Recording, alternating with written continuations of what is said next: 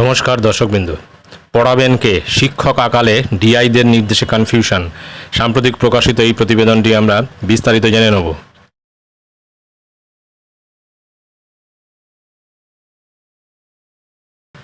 শিক্ষকের আকালে এবছর রাজ্যে একাদশ শ্রেণীতে পঠন পাঠন স্থগিতে বাধ্য হয়েছে একাধিক স্কুল চালাতে অনেক জায়গায় পরিচালন সমিতি আবার ক্লাস পিছু মাত্র 100 থেকে 150 টাকা দিয়ে বিষয়ভিত্তিক পার্ট টাইম শিক্ষক শিক্ষিকা রাখতে বাধ্য হয়েছে।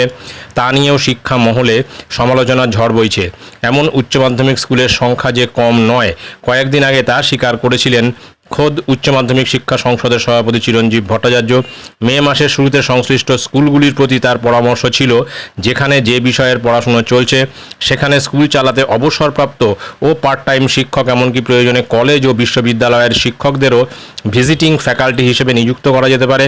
কিন্তু গোল বেঁধেছে জেলা বিদ্যালয় পরিদর্শকদের, অর্থাৎ ডিআই মাধ্যমিক, তাদের একাংশের নির্দেশে।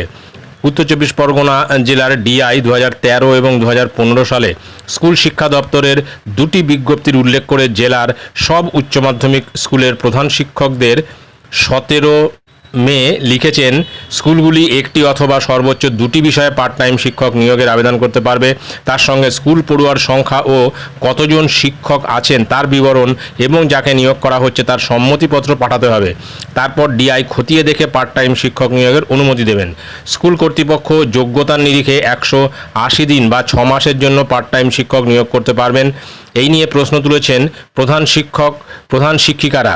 তাদের কথায়, কোনো স্কুলে উচ্চ মাধ্যমিক স্তরে 3টি শাখায় 400 থেকে 600 জন করে পড়ুয়া।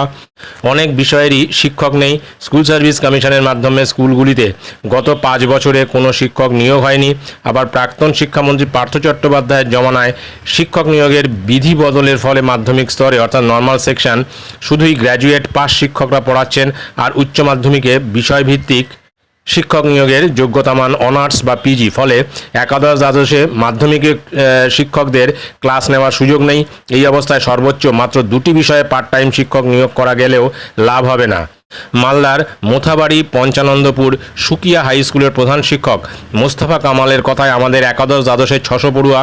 উচ্চ মাধ্যমিক স্তরের শিক্ষকদের পদ অনুমোদিত থাকা সত্ত্বেও 1 দশক ধরে সোশিওলজি, ইতিহাস, ভূগোল, সংস্কৃত, physics, chemistry, mathematics, biology, Bangla এবং ইংরেজির কোনো শিক্ষক নেই। মাধ্যমিক স্তরের শিক্ষকদের দিয়েই চালাতে বাধ্য হচ্ছি।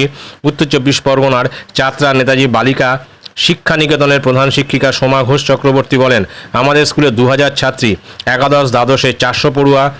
উচ্চ মাধ্যমিকে এডুকেশন, সংস্কৃত, কম্পিউটার সায়েন্স এবং গণিতে কোনো শিক্ষিকা নেই। সপ্তম অষ্টমে সংস্কৃত পড়ানোরও কেউ নেই। সংসদ সভাপতি অবশ্যই জানিয়েছেন, শিক্ষকের আকাল নিয়ে তিনি রাজ্যের সঙ্গে কথা বলবেন।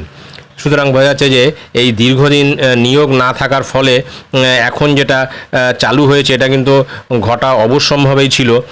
কেননা দীর্ঘদিন শিক্ষক শিক্ষিকা নিয়োগ না হওয়ার ফলে অধিকাংশ স্কুলগুলিতে বিষয়ভিত্তিক শিক্ষক শিক্ষিকার ঘাটতি দেখা দিচ্ছে, এবং সেই ঘাটতি কিভাবে মিটবে সেটা নিয়েই এখন শিক্ষা দপ্তরের মাথা ব্যথা শুরু হয়েছে। তো দেখা যাক পরবর্তী ক্ষেত্রে কি হয়। ভিডিওটি ভালো লাগলে অবশ্যই সাবস্ক্রাইব করবেন চ্যানেলটি। পরবর্তী আপডেট ভিডিও পাওয়ার জন্য ধন্যবাদ।